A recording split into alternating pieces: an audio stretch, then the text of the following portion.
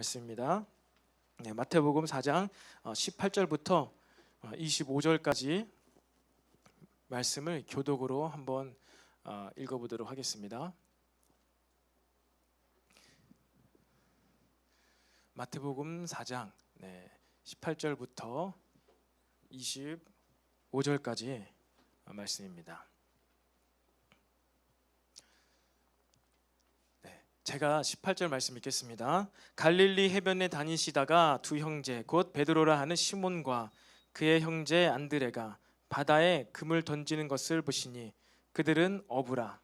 말씀하시되 나를 따라오라. 내가 너희를 사람을 낚는 어부가 되게 하리라 하시니 그들이 곧 그물을 버려두고 예수를 따르니라.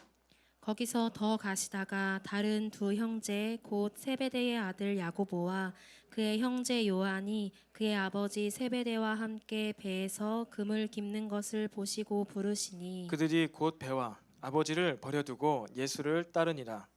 예수께서 온 갈릴리에 두루 다니사 그들의 회당에서 가르치시며 천국 복음을 전파하시며 백성 중에 모든 병과 모든 약한 것을 고치시니 그의 소문이 온 수리아에 퍼진지라. 사람들이 모든 앓는 자 곧 각종 병에 걸려서 고통당하는 자, 귀신 들린 자, 간질하는 자, 중풍병자들을 데려오니 그들을 고치시더라. 함께 읽겠습니다. 갈릴리와 데가볼리와 예루살렘과 유대와 요단강 건너편에서 수많은 무리가 따르니라. 아멘. 아멘. 우리 시간에도 우리 좌우에 또 앞뒤에 있는 지체들과 함께 인사함으로 좀 말씀을 나누기를 원합니다. 우리 먼저 성령 충만합시다. 이렇게 인사해 볼까요? 성령 충만합시다. 우리 한 번 더 이렇게 인사해 봅시다. 권면해 봅시다. 매일 기도합시다. 매일 기도합시다. 매일 기도합시다. 그러니까 에어컨을 킨 거죠? 혹시 이게 우리가 실외기가 하나밖에 없어서 여기서 에어컨을 켜고 다른 데서 온풍기를 켜면 이게 충돌이 일어날 수 있어서 그냥 아예 끄는 게 나을 것 같아요. 꺼주시면 좋을 것 같습니다. 여러분, 시금석이란 게 있습니다. 시금석 무엇인지 아시죠? 사진이 하나 준비됐는데 한번 잘 보이시나요? 한번 불을 잠깐 꺼주시면요. 그 금속, 어떤 금속의 순도를 알아내기 위한 기준이 되는 판금입니다. 검은색 판금이죠. 저 이제 시금석에 귀금속을 긁으면은 저렇게 가루가 묻어납니다. 저기서 긁어서 나오는 가루의 빛깔을 통해서 그 금속의 순도를 알 수가 있다는 것이죠. 계속해서 사진을 보여주시면요, 저렇게 긁어서 다양한 좀 빛깔의 농도가 좀 밝기가 다른 빛깔로 이렇게 가루가 보이지요. 저런 것처럼 그냥 우리가 금반지 겉보기에는 똑같은 그러한 반지, 반짝반짝 빛나는 반지를 할지라도 그것을 저 검은색, 됐습니다. 검은색 현무암이나 규질의 암석, 이런 것들, 이런 것들을요, 금이나 은이나 이런 것들을 이 시금석에 긁으면은 그 금속의 순도에 맞게 딱 이 빛깔이 나온다는 거예요. 그러니까 어떤 도금으로 되어 있던 것인지 아니면 뭐 어떻게 막 약품을 첨가해서 반짝반짝 빛나게 만들었든지와 관계없이 긁으면은 그 가루는 실제 그 금속의 순도대로 이렇게 묻어 나오는 것을 판별하는 금속이 바로 시금석이라는 것입니다. 금속의 순도가 얼마나 높은지 낮은지를 판정하는 데 있어서 그것을 뭐 어떤 무게나 어떤 빛깔이나 이런 것으로 판단하는 것이 아니죠. 그런 것으로 판단할 수가 없는 것이죠. 시금석에 문질러 봐야지만이 그 금속이 얼마나 순도가 높은지 낮은지를 알 수가 있다는 것입니다. 여러분, 그렇다면 우리들의 이 믿음 생활이죠, 신앙 생활을 우리가 정말 잘하고 있는지 그렇지 않은지 판단하는 기준이 무엇이 될 수가 있을까요? 무엇일 수가 있을까요? 우리는 믿음 생활하고 있습니다. 신앙 생활을 하고 있죠. 하는 것에 있어서 내가 옳게 하고 있는지 아니면 그러지 못하고 있는지 판단 기준이 있어야 할 것입니다. 왜 그렇습니까? 이것은 단순히 뭐 순도나 빛깔이나 이것을 따지는 것이 아니라 우리가 옳은 길로 나가지 못한다면요, 그것은 우리의 영원한 생명과도 관계가 있기 때문입니다. 그래서 우리는 이렇게 우리 신앙 생활의 기준을 가지고 우리가 믿음을 정말 잘 갖고 있는지, 그리고 그러한 믿음에 따라서 우리의 삶이 사라지고 있는지를요 점검해 볼 수 있어야 할 것입니다. 그렇다면 그 기준이 무엇일까요? 우리 신앙생활의 기준이 무엇입니까? 여러분들은 어떤 사람을 보면은 이렇게 믿음이 좋다, 신앙생활을 옳게 하고 있다라고 생각을 하고, 어떤 사람을 볼 때 믿음이 없어 보인다, 신앙생활을 잘 못하고 있다, 이렇게 판단하시나요? 오늘 말씀을 시작할 사실 제가 칭찬을 하려고 했는데, 오늘 이렇게 예배 인도를 우리 처음 했죠. 우리 예배 인도자가 아마 제 기억으로는 처음 인도한 것 같은데 많이 좀 떨리고 했었을 텐데, 우리 또 예배 인도 준비하느라 수고했고, 또 우리가 이렇게 함께 뜨겁게 예배를 하나님께 드릴 수 있도록 우리 도와준 또 우리 세례자매 또 비롯해서 예배팀을 위해서 한번 격려의 박수를 보내겠습니다. 앞으로 더 잘하시라고 격려의 박수를 보냅니다. 오늘 찬양할 때처럼요, 정말로 그렇습니다. 여러분, 우리가 무엇입니까? 우리가 이렇게 자유롭게 예배하고 찬양할 수 있는 것, 그것이 무엇 때문이죠? 주의 보혈 때문입니다. 예수님께서 역사 가운데 흘리신 그 보혈 때문에 우리가 자유케 되었어요. 그리고 우리가 그것을 무엇합니까? 이제 믿음으로 믿고 계속 주장하면서 선포하는 거예요. 여러분, 그럴 때 우리의 영혼이 자유로워집니다. 우리의 영혼이 자유로워지면요, 우리의 마음이, 우리의 심리가요, 우리의 생각이 자유케 됨을 믿으시기를 바랍니다. 그렇게 계속 우리는요 이렇게 영적인 것들을 선포하며 우리가 또 이 주의 보혈을 의지해서 찬양하며 예배하는 삶들이 더욱더 깊어지기를 축복합니다. 이런 예배의 모습, 뜨겁게 열정적으로 찬양하며 하나님께 손을 들고 예배하는 모습, 이것도 또한 우리의 어떠한 신앙생활에 잘하고 있나, 내가 지금 못하고 있나, 어떠한 기준이 될 수도 있을 것 같아요. 하지만 성경에서는 무엇이라고 얘기하고 있을까요? 성경에서 손을 들고 찬양하면 잘하는 것이고, 내리고 하면 못하는 것이고, 그런 직접적인 말씀 없는 것 같습니다. 그렇다면 성경이 말하고 있는 정말 우리의 믿음의 시금석, 기준은 무엇이겠습니까? 바로 예수님의 삶의 모습입니다. 여러분, 예수님의 모습이 우리의 신앙생활의 시금석이 되게 하시기를 바랍니다. 그게 우리의 믿음 생활의 표준이라는 거예요. 표준입니다. 기준입니다. 그렇다면 그 예수님께서 지금 우리가 복음서를 통해서, 특별히 이 마태복음을 통해서 예수님께서 이제 이 땅에 오시고 태어나시고 시험을 받으시고 그 후에 처음으로 하신 일들이 지금 우리가 본문 가운데 보고 있는 거예요. 처음 하신 일, 가장 중요한 일이겠죠. 의미가 있는 사역이실 것입니다. 그런데 예수님의 공생의 사역의 첫 출발, 예수님의 어떤 하나님 나라를 위한 삶, 신앙생활, 믿음의 삶 가운데 첫 출발이 바로 무엇을 하셨습니까? 그래서 오늘 말씀의 제목도 그것이죠. 우리 신앙생활의 출발점. 우리가 이미 신앙생활을 모태신앙으로 오래전부터 해오고 있지만요, 정말 우리가 이 방향성, 올바른 곳을 향해서 이것을 출발해 왔는지, 나는 어디로부터 이 믿음이 시작되었는지, 어디서부터 어디를 바라보고 신앙생활을 하고 있는지요, 오늘 좀 점검하고 돌아보았으면 좋겠습니다. 그 기준을요, 예수님께서 이 사역 공생애를 시작하실 때 어떠한 일을 하셨는지를 봄으로써 우리가 그것을 점검해 보기를 원해요. 여러분, 예수님께서 공생애 사역 가운데 처음 하신 일이 바로 오늘 크게 보면 두 가지입니다. 무엇입니까? 사람을 부르시고요, 제자를 부르시고요, 천국 전파와 이 병든 자들을 치유하신 사역입니다. 그러니까 한마디로 사람을 찾아가시고 사람을 세우는 일, 그리고 무엇입니까? 하나님 나라의 일, 그러니까 사역이지요. 이것을 하셨어요. 이것이 여러분 우리의 신앙생활의 기준이 돼야 돼요. 무엇입니까? 사람을 찾아가요. 그리고 하나님 나라의 일들을요 함께 나누고 있는지, 여러분 이것이 우리 신앙생활의 기준이 되게 하시기를 바랍니다. 그래, 내 믿음 생활 하는데 난 예수님 잘 믿으면 됐지, 이것이 꼭 사람을 찾아가야 되고 특별히 제자를 세워야 되고, 하나님 나라의 일, 복음 전파와 병든 자를 치료하고 말씀을 가르치는 이 예수님의 3대 사역, 이것을 하고자 하는지 안 하는지가 어떻게 우리 믿음 생활의 기준이 될 수 있는가? 그것은 어쩜 특별한 목회자, 사역자들 그들만 하는 것이 아닌가? 나는 교회 잘 나와서 믿음 생활 잘 믿고 하나님 잘 믿어주는 거, 하나님 잘 믿는 거 믿습니다. 그래서 내가 주일 성수도 하고 찬양도 하고 기도도 하고 예수님의 이름으로 기도하는 그것을 하고 있는데, 무슨 예수님을 믿는 거에 추가로 더 이렇게 또 사람도 찾아가야 되고 제자도 세워야 되고 하나님 나라 일을 해야 됩니까? 그렇게 우리는 생각할 수도 있잖아요. 성경은 무엇이라고 말씀하고 있을까요? 요한복음 14장 12절에 예수님께서 이렇게 강조하시면서 말씀하십니다. 내가 진실로 진실로 너에게 이르노니 나를 믿는 자는 내가 하는 일을 그도 할 것이요 또한 그보다 큰 일도 하리니 이는 내가 아버지께로 감이라.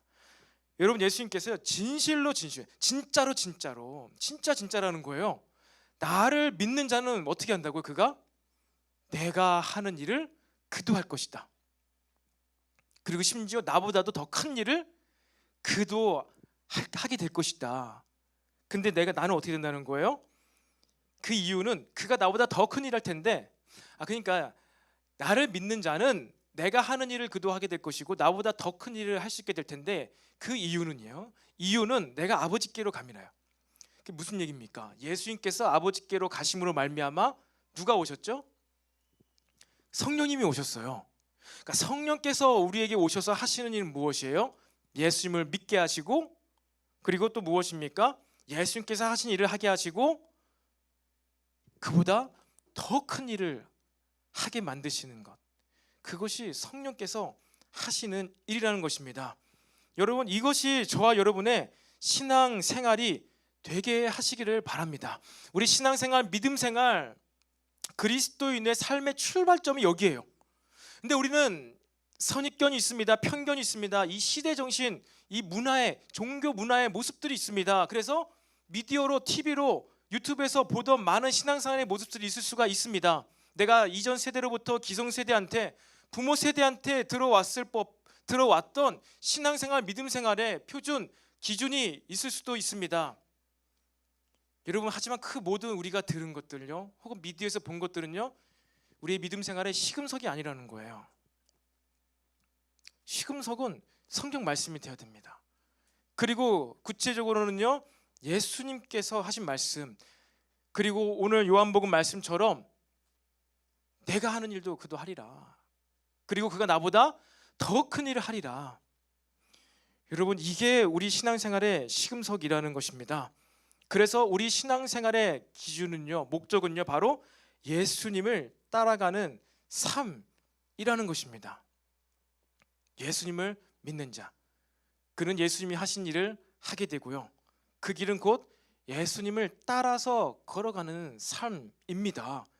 그리고 그 길 끝에 영원한 생명이 있는 것이죠. 천국이 있습니다. 바로 이러한 삶을 살아가는 것이요, 가능케 하는 것이 이제 영성이지, 영성. 오늘 이 대표기도 할 때도 영성을 이렇게 막 얘기했었는데 참 놀랐습니다. 여러분, 우리 각 종교에는요, 영성이 있어요. 영성이 있습니다. 여러분, 영성이 무엇입니까? 기도만 한 것이 영성일까요? 영성은 도대체 무엇입니까? 영성은요, 어떠한 정신으로 살아가는 삶, 살아가는 힘입니다. 그러니까 우리가 그리스도인의 영성, 기독교인 영성이다 라고 했을 때, 교회의 영성이 있다 라고 했을 때는 그것이 무엇이에요? 예수님의 정신입니다. 그리스도의 정신으로 살아가는 삶, 힘, 그것이 우리 기독교 영성이라는 것이지요. 그러면 뭐 다른 영성도 있겠죠. 불교의 영성은 무엇이겠습니까? 불교의 영성, 불심으로 막 이렇게 그 불교의 가르침, 그 정신으로 삶을 살아가는 것. 그래서 뭐 불교에서는 뭐 살생을 하지 말자고 하잖아요. 그러면 그렇게 살생을 안 하고 살아가는 것이죠. 육식을 안 하잖아요. 이슬람교에도 영성이 있을 것입니다. 이슬람교의 영성. 그래서 그 정신을 가지고 삶에서 살아가요. 그러니까 막 무엇입니까? 지하드도 하고. 그들의 영성은 무엇이에요? 그들의 가르침은 무엇이에요? 포교를 위해서는 전쟁도 괜찮다, 포교를 위해서는 거짓말도 괜찮다예요. 그래서 실제로 그렇게 거짓말을 하면서 포교 활동을 하고 전쟁을 통해서라도 포교 활동을 하는 것이 이슬람교의 영성입니다. 그들의 영성이죠. 미신적인 영성도 있습니다. 무엇입니까? 내가 믿고 바라고 빌면 이루어지는 그러한 것을, 그러한 어떠한 미신, 정신, 그것을 믿고 그렇게 열심히 막 빌고 바라는 그러한 영성도 있는 것이죠. 미신적인 영성. 근데 여러분, 이러한 종교적인 영성만 있을까요? 아닙니다. 여러분, 과학의 영역에도요 영성이 있어요. 최근에 제가 한 유튜브 영상을 보게 되었는데요, 그런 제목이었어요. 과학도 믿음입니다. 무슨 얘기냐면요, 과학도 믿음이라는 거예요. 제가 한 얘기가 아니라 2014년도인가 6년도에요 서울대학교에서 이제 박사 과정을 밟고 있던 한 학생이 있었는데요. 어떤 수업을 이제 하는 것이죠. 자기가 존경하는 이제 그 물리학 교수님인가, 그 교수님 수업을 듣는데, 어느 날은요 그 교수님이 수업을 끝마치기 전에 교실을 나가시기 전에 학생들한테 그렇게 한마디를 던지고 그냥 쭉 나가셨대요. 그 교수님이 믿는 사람인지 안 믿는 사람인지는 모르겠지만, 그 교수님이 뭐 이제 한창 막 과학적인 얘기를 하시다가 허허허 하다가 웃으시고, 여러분 사실은 이 과학도 믿음입니다 하고 나가버린 거예요. 그랬더니만 이제 학생들, 그 박사 과정에 듣고 있던 대학원생들이 벙찐 거죠. 그리고 이 영상을 올린 그 학생도 이게 너무나 이제 충격적이었던 거예요. 자기가 존경하고 대단한 학자라고 여겼던 그 교수님이 무슨 과학이 믿음이라니, 나는 과학을 사실로 믿어서 여기까지 지금 대학원 과정을 밟고 있는데. 근데 그분은 이제, 이 사람은 기독교인이었어요. 하나님을 믿는 사람이었어요. 그런데 어쨌든 그 교수님이 그러한 얘기를 한 것이 충격이었는데, 너무 이게 말이 귓가에서 맴도는 것이죠. 아니, 과학이 믿음이라니. 그래가지고 그 대학원생들 3명이 프로젝트를 했답니다. 그 사람은 본인은 믿는 사람이었고, 나머지 2사람은 예수님 안 믿는 사람이었는데, 야, 저 교수님이 이상한 얘기하고 갔는데 도저히 이게 너무 궁금해서 참을 수가 없다. 우리가 한번 밝혀보자. 그래서 이제 서울대학교 전기과였던 것 같은데, 대학원생 3명이서 어떻게 과학이 믿음인지, 과학이 사실에 기초한 학문, 그러니까 진화론을 얘기하는 거예요.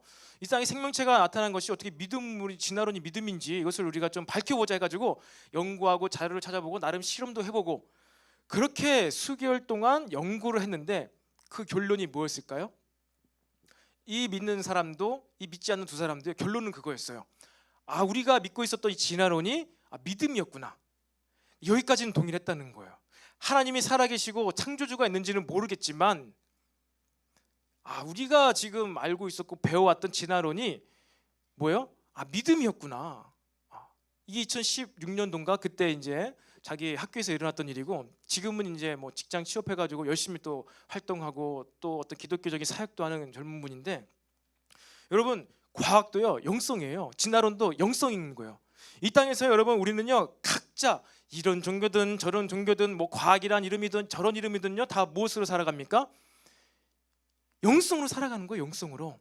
여러분, 그러한 영성들 가운데 그냥 불교든 이슬람이든 기독교든 상관없이, 그래 뭐 영성이 좋아서 힘있게 살아면 되지. 여러분, 성경은 그것을 이야기하고 있지 않습니다. 여러분, 오직 우리가 예수님의 영성, 우리 기독교 정신으로 살아갈 때, 곧 예수님을 따라가는 삶을 살아가야지만 그 길 끝에 영원한 생명, 그리고 그 길에 참 행복이 있음을 믿으시기를 바랍니다. 저와 여러분에게 이러한 영성이 필요한 거예요. 이러한 생각, 그리고 그 생각으로 인하여서 예수님께서 오늘 공생의 사역 가운데 처음으로 보여주신 것처럼 사람을 찾아가고 사람을 세우고 하나님 나라의 일을 하게 되는 저와 여러분이 되시기를 간절히 소망합니다. 여러분, 크게 2가지 일을 예수님께서 하셨다고 했어요. 첫 번째는 사람을 찾는 것입니다. 여러분, 예수님께서 능력이 많으시지요. 오병이도 일으키시고 물이 포도주로 바꾸기도 하시는 놀라운 능력이 있으십니다. 하나님이세요. 막 천군 천사를 명령만 하면은 다 부릴 수도 있는 분이십니다. 그런데 오늘 예수님께서 하나님 나라의 일을 하시기 전에 뭐부터 하셨습니까? 사람을 세웠어요. 제자를 세웠어요. 4명을 세웠습니다. 2 형제를 세웠어요. 베드로와 안드레와 야고보와 요한에게 찾아가서 무엇입니까? 여러분, 그들을 제자로 삼았습니다. 그리고 그들에게 무엇을 주셨죠? 너희들이 이제 사람을 낚는 어부가 될 것이다. 사람을 찾아가게 되고 사람을 낚는, 사람을 구원하는, 썩어져가고 죽어져가는 그 시간 가운데 살아가는 그 자들을 끄집어내는 삶을 살아가게 될 것이다. 그렇게 말씀하셨습니다. 여러분, 저와 여러분의 신앙생활의 표준은요, 첫 번째는 무엇입니까? 우리는 사람을 만나야 됩니다.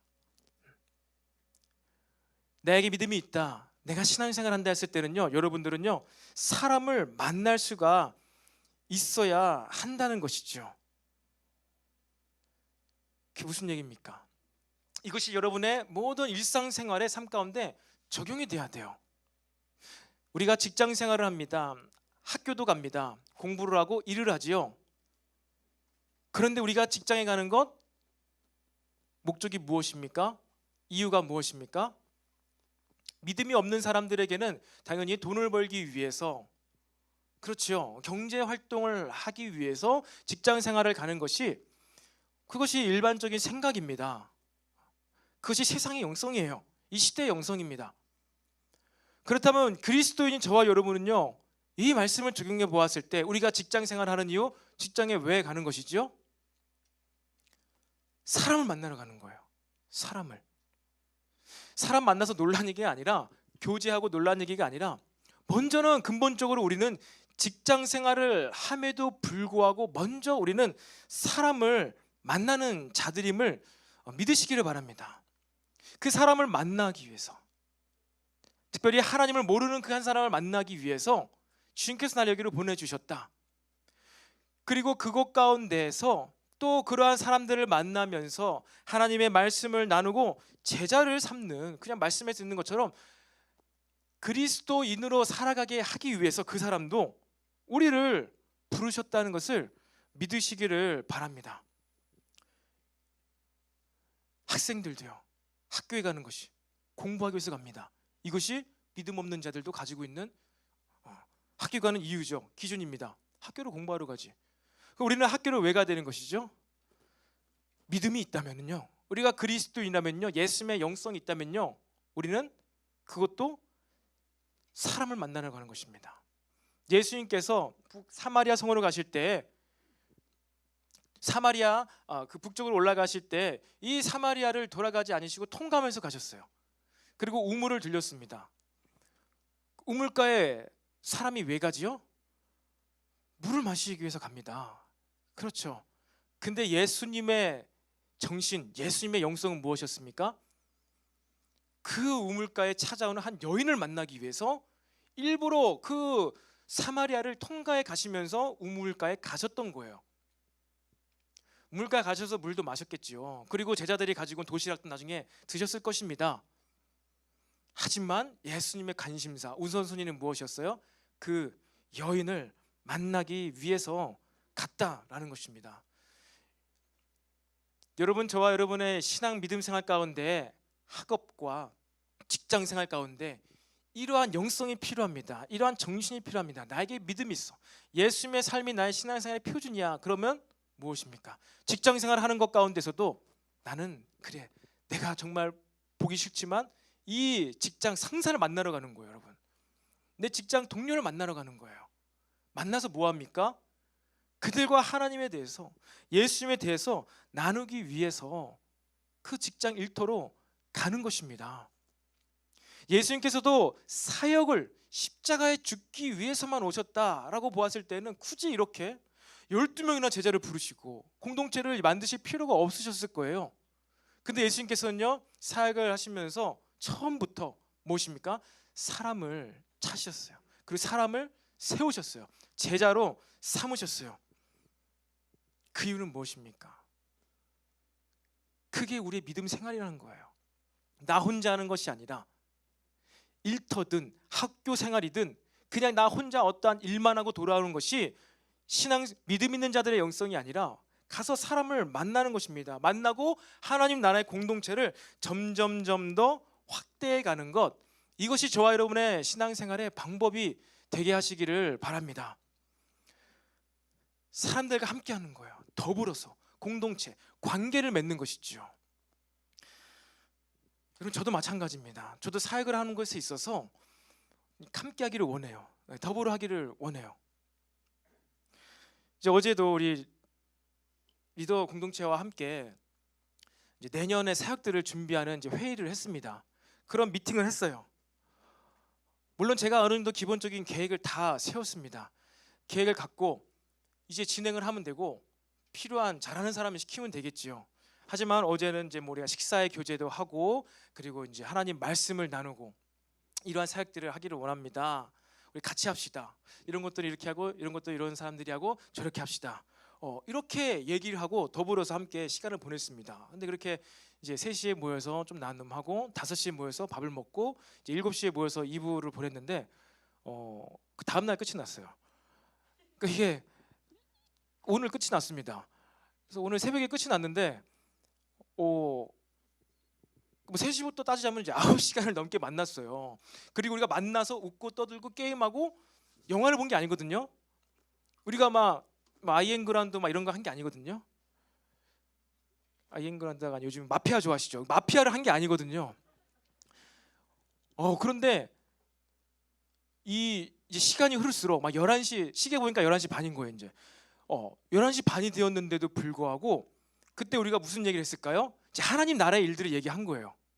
하나님 나라의 일들, 사역들, 일들을 얘기했는데 시간이 흐르면 흐를수록 이 지체들이 되게 기뻐하더라고요. 그러니까 이 일은 이 형제가 했으면 좋겠어요. 막 하는데 너무 기뻐하는 거예요. 와, 잘했을 것 같습니다. 막 이러면서 굉장히 기뻐하고. 그러니까 무슨 얘기냐면요, 여러분, 예수님께서 왜 혼자 다 하실 수 있는데 이렇게 사람을 부르셨을까? 공동체를 만드셨을까? 하나님 나라의 모습이 그러지 않을까요? 하나님 나라의 공동체가 하나님께서 다 하실 수 있어요. 하나님은 완전하시고 온전하시고 부족함이 없으십니다. 근데 그럼에도 불구하고 하나님께서 인간을 만드신 거예요. 창조하신 거예요. 그리고 그 사람을 통해서 이 땅을 다스리게 하기를 원하셨습니다. 더불어 함께하고 싶으셨어요. 그리고 신비롭게도 하나님 자체도 삼위일체로 계십니다. 공동체로 계세요. 그러니까 예수님의 이 땅에서의 믿음 생활, 예수님의 어떠한 영성의 그 삶 가운데도요, 이것이 자연스럽게 나타나는 것이지요.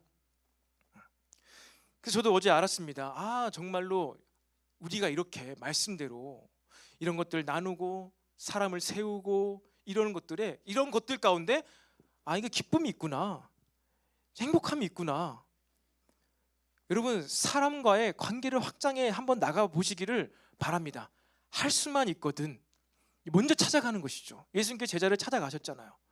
찾아가서 만나시고 관계를 넓히시고 그들과 함께 할 수 있는 무언가를 해보시기 바랍니다. 이것이 바로 예수님께서 보여주셨던 우리가 해야 될 신앙생활의 모습들이라는 것이지요. 여러분, 그렇게 우리가 내가 혼자 할 수도 있지만 가능하면은 옆에 있는 사람과 더불어 하는 것이죠.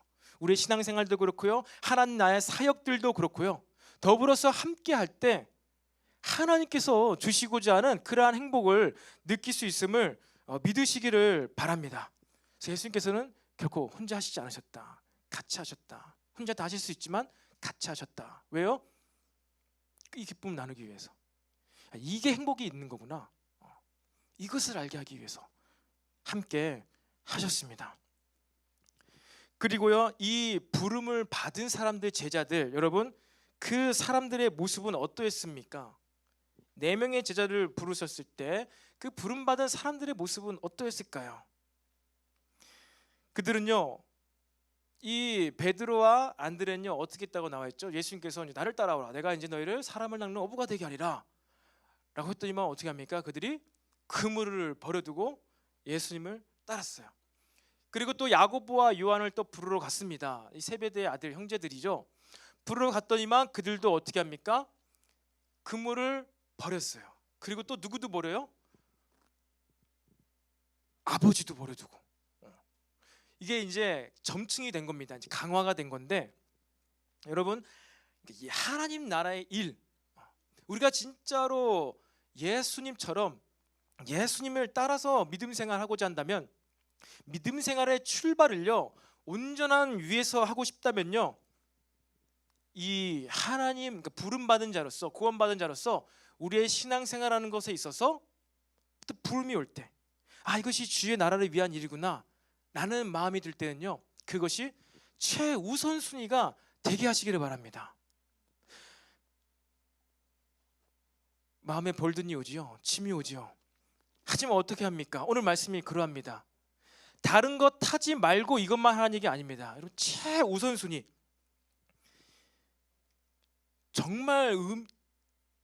정말 진실로 참으로 내가 신앙생활을 잘하고 싶다. 그 나의 믿음이 계속해서 성장하고 싶다. 내가 믿음의 옳은 삶을 살고 싶다 라고 했을 때는요, 여러분, 예수님께서 우리를 부르시는 어떠한 현장이 있죠. 뭐 사역의 현장일 수도 있고, 뭐 예배에 참여하는 것도 있고요. 그 어떠한 것이든지 간에 주님께서 부르시고 콜링하는 그 자리, 이것은요 마땅히 최우선순위가 돼야 된다는 거예요. 이것을 전제하에 이것을 깔고 거기서부터 우리 생각을 해야 돼요. 거기서부터 그렇구나, 지금 내가 이것을 해야 되는 것이 맞구나, 주님께서 이거를 원하시는구나. 이것이 우리의 판단의 시금석이 돼야 된다는 거예요.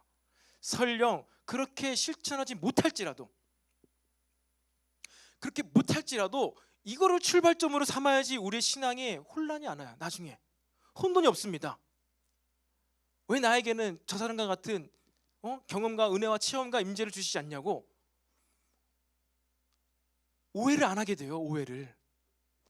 근데 우리가 학생을 지나고 혹은 지금 이 시대의 어떠한 분위기 가운데 있어서 너무나 막 종교적인 것, 이런 신앙생활, 교회, 특별히 교회 너무 맹목적이다, 아니면 너무 이제 광신적이다, 너무 이렇게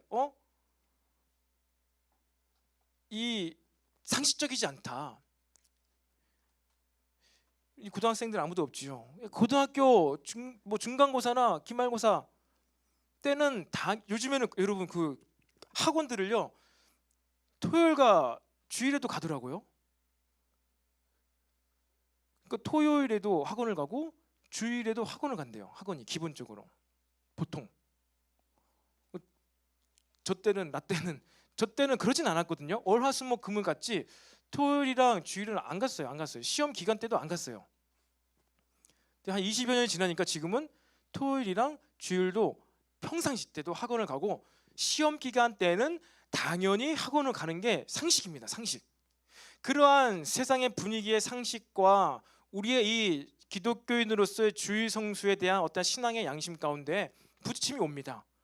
부딪힘이 오는데 내가 이것을 이제 판단하고 생각하는 것에 있어서, 지금 다 무조건 시험 기간이면, 난 시험 기간 아니어도 우리 학원은 그냥 주일에도 학원을 가야 돼, 그냥 신앙생활을 할 수가 없어, 교회 갈 수 없어. 이것이 시금석이 된다. 고3 때는 1년 그냥 교회 쉬는 게 시금석이다. 그러면 어떻게 되겠습니까?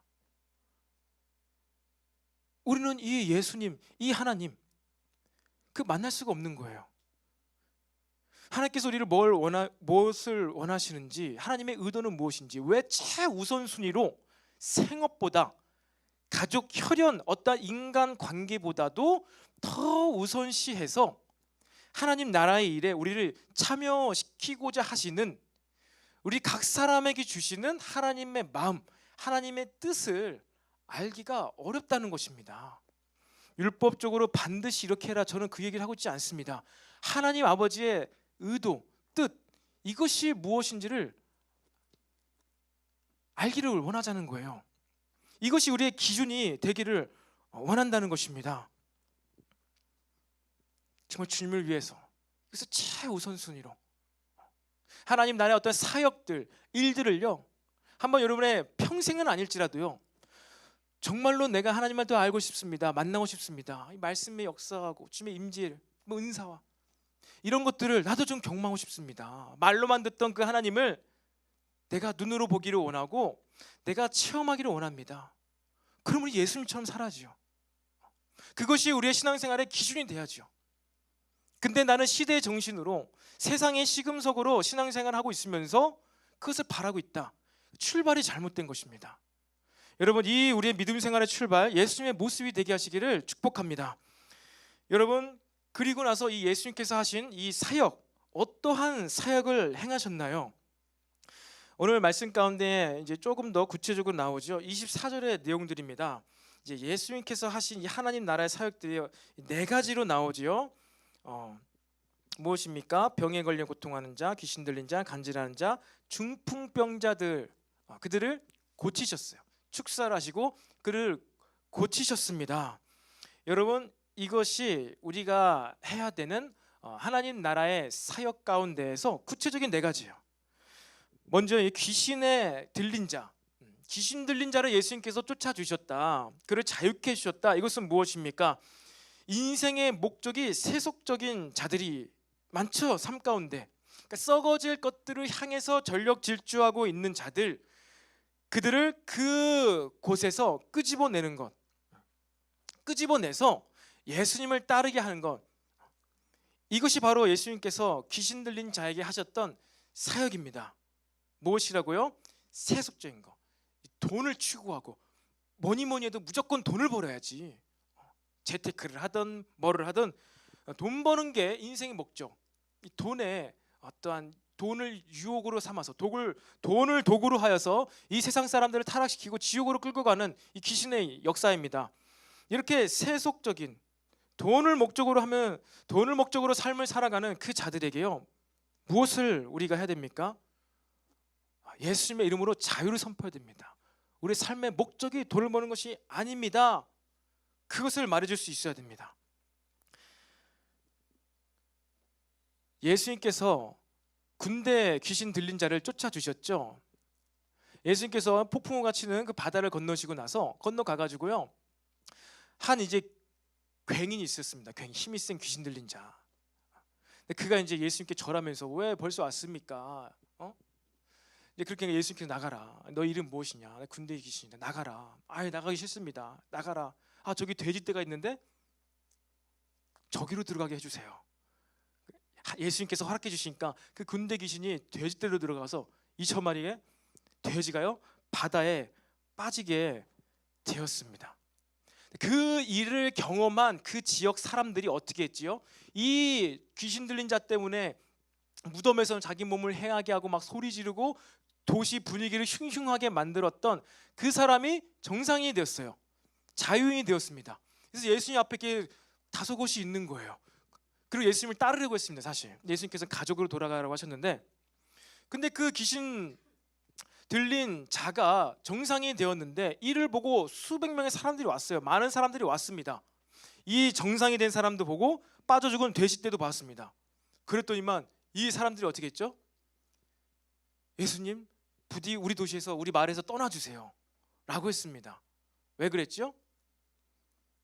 귀신 들린 자가 정상이 된 것보다 그들은요, 자신들의 돼지떼가 죽어버린 것, 재산 피해가 발생한 것, 이것을 받아들일 수가 없던 거예요. 여러분, 이 군대 귀신이 그 동네 마을 가운데 있으면서 역사하면서 무엇을 했을까요? 그냥 맨날 소리만 지르고 이 사람 몸 해하고만 한 게 아니에요. 그 동네 사람들의 생각, 영성이죠. 그들의 정신을 꽉 잡고 있었어요. 뭐요? 돈이 최고야. 돈만 벌고 그냥 그렇게 살아가. 이것이 인생의 가장 큰 행복이야.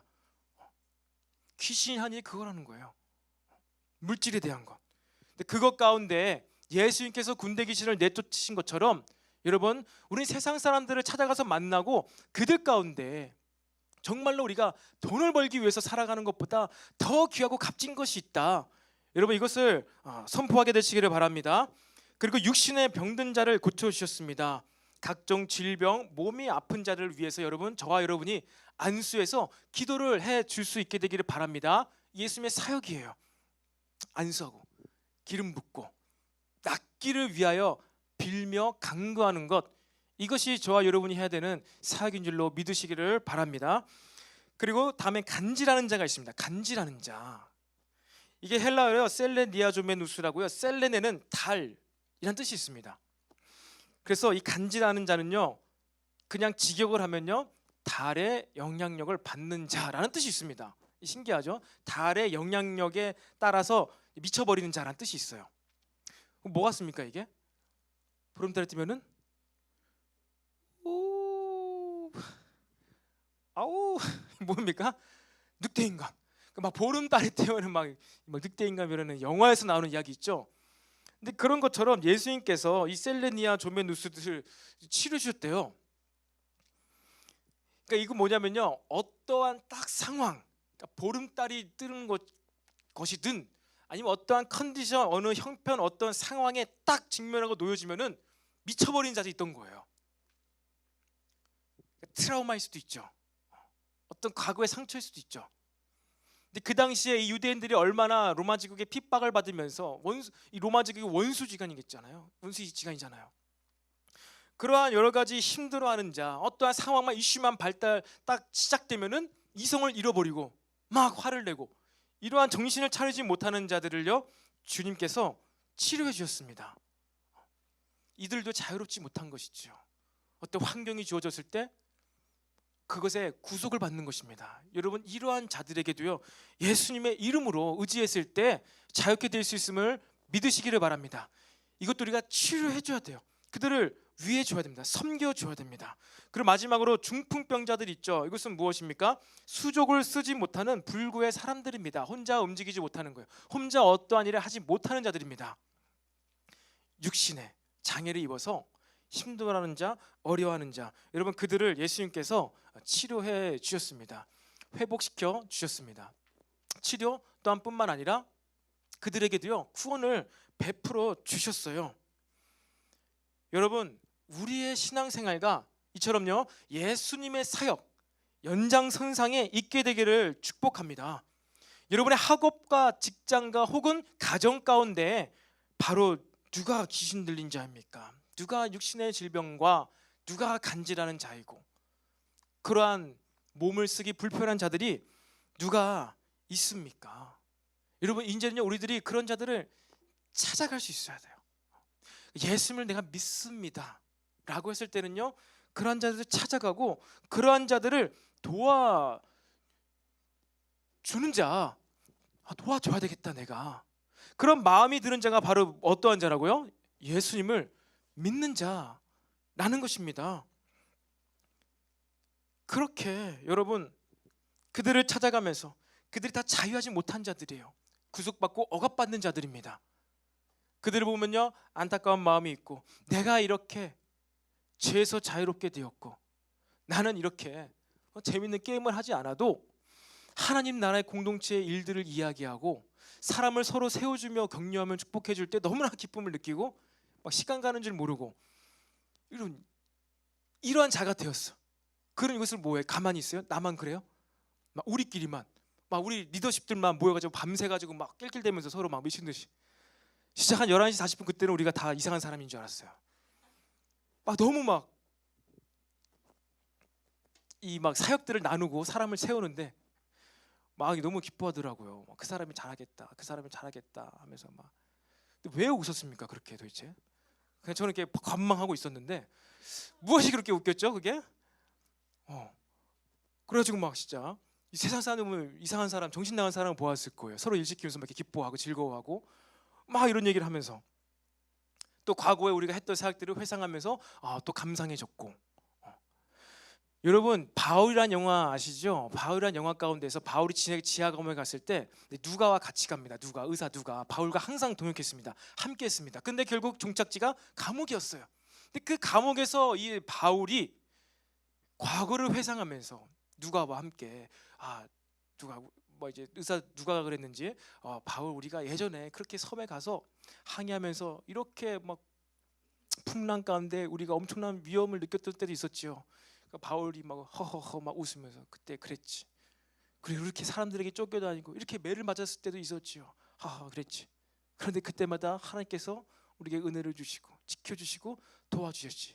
허허허 내가 이제 이 하나님께 곧 가게 될 거야. 난 너무 기뻐. 예수님과 똑같이 삶을 살고 예수님의 마지막 모습과 똑같은 순교의 길을 바울이 걸어갔는데요. 그 바울과 이 의사 누가가 그 영화상에서 나누는 대화 가운데서 너무나 아름답더라고요. 감격스럽더라고요. 여러분, 그러한 감동이 있습니다. 그리고 저는 직접 보지 않았는데 이 지저스라는 뮤지컬이 있다고 해요. 그 뮤지컬 가운데에서 예수님께서 부활하셔가지고 베드로를 자기 배신 때리고 도망가 버린 베드로를 그 바닷가에서 다시 만나는 그 장면을 연출하는 그 뮤지컬의 한 장면이 있었는데요. 여러분 어떻습니까? 배반하고 배신하고 떠난 그 사람을 다시 만났어요. 그러니까 크게 실수하고 잘못한 사람을 만났어요. 그럼 그 마음이 어떠해야 됩니까? 도망가야 되는 것이죠. 막 얼굴을 가리고 저 아닌데요? 저 아닌데요? 막 음성 변조하면서 도망가야 정상인데 그 뮤지컬 가운데 베드로가 이 배반을 때린 베드로가 예수님인 걸 알고 보고 너무 기뻐가지고 막 미친 듯이 뛰어가면서 예수 친구를 부르는 것처럼 정말 오랫동안 못 봐가지고 너무 보고 싶은 친구를 부른 것처럼 예수 하면서 예수님과 껴안으면서 막 동신동신 춤을 추는 그 장면이 그 뮤지컬에서 소개되었다고 해요. 이러한 관계를 어떻게 맺을 수가 있을까? 사람 사이에서. 근데 가능하다는 거예요. 예수님은 그러한 분이시라는 것입니다. 베드로가 도망만 가지 않는 이상 그 예수님께 누구든지 어떠한 배신을 때리든지 어떠한 큰 잘못을 지은 자라도 용서받고 그 하나님 나라에 속할 수 있다. 여러분, 이것이 하나님께서 저와 여러분에게 보여주시는 하나님 나라의 일입니다. 하나님 나라에서는요, 이러한 일들이 발생된다는 거예요. 그 우리 신앙생활은 무엇입니까? 그 하나님 나라를 기대하고 바라보는 삶입니다. 그렇게 우리는 우리의 신앙생활에 기준들을 세워가기를 소망해요. 아예 이제 막 시대가 너무나 흉흉해지고 믿음 생활하기 어려워지니까 아예 그냥 신앙생활의 기준과 기초 자체도 그냥 시대 정신, 세상의 문화에 그렇게 해서 선포하고 그렇게 기준 잡고 사역을 하고 신앙생활하면은 어떻게 성경에서 나타나고 있는 하나님의 역사를 경험할 수 있겠습니까? 그럴 수가 없는 것이지요. 여러분, 더욱더 저와 여러분의 신앙생활의 모습들이요, 예수님의 이 영성의 모습 가운데 연결되어지기를 간절히 축복합니다. 그 예수님의 영성으로만 저와 여러분이 신앙생활해 나갔으면 좋겠어요. 어떻게 삶의 최우선순위를 생업도 버려두고 아버지도 버려두고 할 수 있습니까? 우리 못하죠. 하지만 우리가 부르짖고 찾고 간구해서 성령님께서 우리에게 오시기만 한다면요, 이것이 가능하게 됨을 믿으시기를 바랍니다. 가능하게 돼요. 이것이 또 우선순위 막 이런 차원이 아니라 그렇게 다 할 수 있게 돼요. 생업도 할 수 있게 돼요. 주의 나라를 하면서 생업도 하게 되고요, 주의 나라를 추구하면서 사람들과의 관계도요 더욱 잘해질 수가 있다는 것을 믿으시기를 바랍니다. 내 생각으로 어떻게 생업보다 먼저, 어떻게 인간관계보다 먼저 다 이것을 최우선순위하면서 추구하면서 할 수 있지? 이 내 생각의 변화가 성령님이 오셔야만 가능하다는 것입니다. 저와 여러분의 삶 가운데 이러한 역사가 더욱더 나타나기를 축복합니다. 우리 차 한 잔 앞으로 나오시고요. 여러분, 그렇게 주님께서는요 이 사역을 하실 때 갈릴리 지역을 다니셨습니다. 갈릴리 지역을 다니시면서 12제자뿐만 아니라요, 사람들 수도 없이 많은 사람들을 만나시고요, 제자를 삼으셨어요. 사실 그들 중에 12를 사도로 세우게 되신 것이죠. 여러분, 그리고 갈릴리로, 오늘 말씀에서처럼 무엇입니까? 갈릴리와 데가볼리와 예루살렘과 유대와 요단강 건너편에서 수많은 무리가 따르니라. 예수님께서 갈릴리와 데가볼리를 다니셨다는 것이죠. 여러분, 데가볼리가 무엇입니까? 데가볼리, 니가볼리, 뭐가볼리가 아니라 데카폴리스, 그죠? 데카폴리스, 10개의 폴리스들입니다. 도시입니다. 그러니까 여기서 이야기하고 싶은 건 무엇입니까? 예수님께서 이렇게 다니셨구나. 여러분, 우리 공동체도요 이제 앞으로 다니게 되길 바랍니다. 우리 믿음생활, 신앙생활은요 사람을 만나러 가는 것입니다.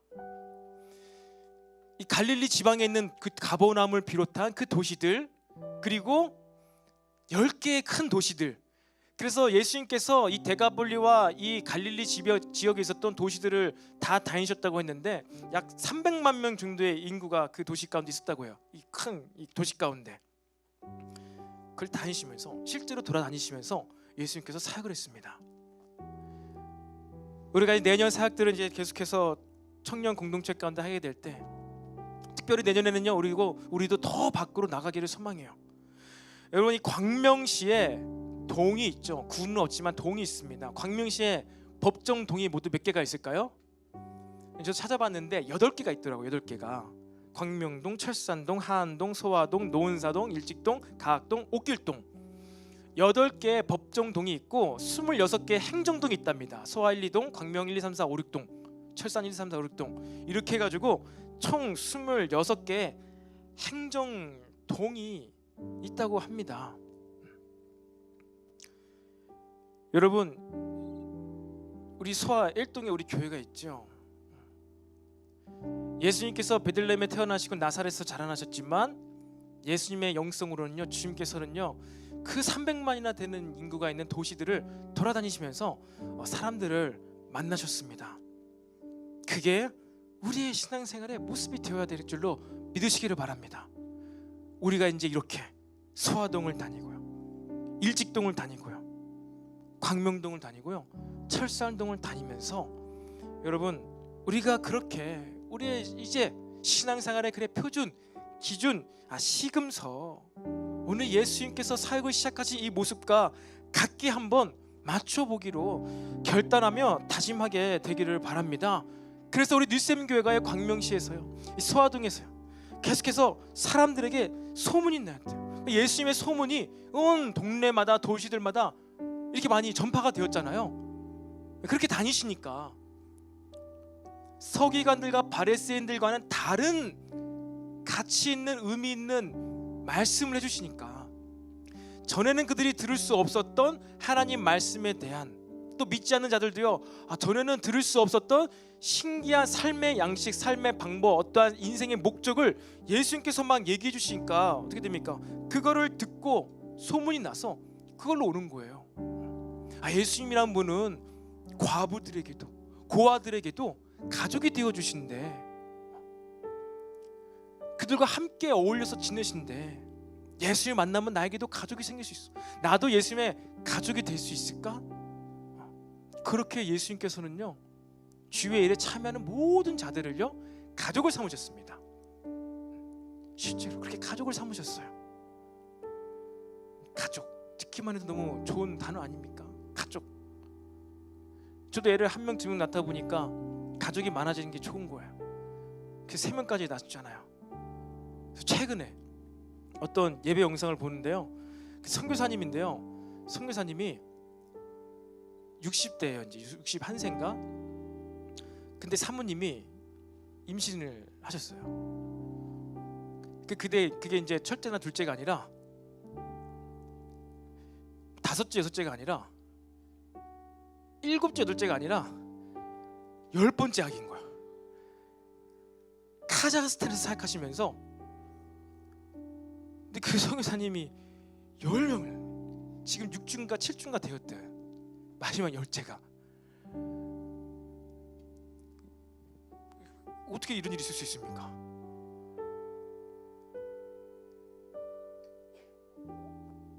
뭐 그 출산지원금 받으려고 10째를 낳았을까요? 저도 그래서 그 얘기 듣고 이제 아내한테, 사모님한테 넷째도 한번, 자기가 너무 늙었다가 안 된다고, 힘들다고, 자기가 진짜 5살만 젊었어도 시도해볼 만한데 이제 너무 자기 몸이 힘들대요. 그러니까 저도 그거 아니까 이제 쏙 들어갔는데, 여러분 놀랍게도요, 우리나라 대한민국에 오신 과거의 선교사님들이요 자녀가 기본 6명이었습니다. 그리고 12명이었습니다. 그들이 하나님 나라의 풍성한 공동체를요, 그것이 어떠한 기쁨인지 아니까 어떻게 해요? 그렇게 사는 거예요. 자녀를 낳는 거예요. 물론 특수한 여러 가지 상황도 있을 수 있겠지만요, 기본적으로 그 선교사님은 온 땅에 충만하고 다스리고 정복하라는 이 하나님의 그 원시복음의 메시지 가운데 그대로 듣고 순종하는 거예요. 하나님께서 막으시지 않는 이상 우리가 날 때까지 나자, 이게 삶의 기준인 거예요, 그분의. 그리고 그렇게 살아가는 거예요. 그리고 과거의 선교사들, 종교 개혁자들 엄청난 자녀를 출산했습니다. 그 왜 그랬겠어요? 출산지원금? 아니요. 애들 일 시켜 먹으려고? 아니요. 얼마나 힘들어요, 피곤해요. 근데 그게 아니라 하나님의 말씀이 기준이 그런 거예요. 그리고 과거에는 그렇게 선교사님, 목회자들이 그렇게 살아갔어요. 지금보다 더 힘들 때에도 더 많이 애를 낳고 다 키우고 살아갔어요. 성령님의 도우심을 받아서 그렇게 사니까 하나님께서 역사를 하시는 거죠. 그들의 삶에 개입을 하시는 거예요. 근데 우리는 무엇입니까? 신앙생활의 표준은 온데간데 없고 교회 왔다 갔다 하면서 하나님 좀 만나게 달라고, 좀 은혜를 달라고. 무엇이 잘못됐습니까? 여러분의 신앙생활의 출발점이 어디서 시작됐습니까?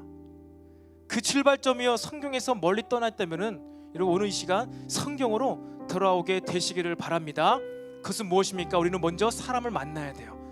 사람을 만나는 것이 먼저입니다. 영혼을 살리는 것이 먼저입니다. 내 직장생활 돈 벌어 가는 거 아니에요. 동료 만나러 가는 것입니다. 직장 상사 만나러 가는 것입니다. 사람 만나고 섬기고 영혼을 구원하고 할 수만 있거든 말씀도 나누고 가르치면서 나와 같은 그리스도인으로 제자로 세워가는 것, 이것이 여러분의 직장생활 할 때 목표가 돼야 돼요. 이것을 못했을 때 내가 기도해서 성령 충만을 간구해야 정상인 거예요.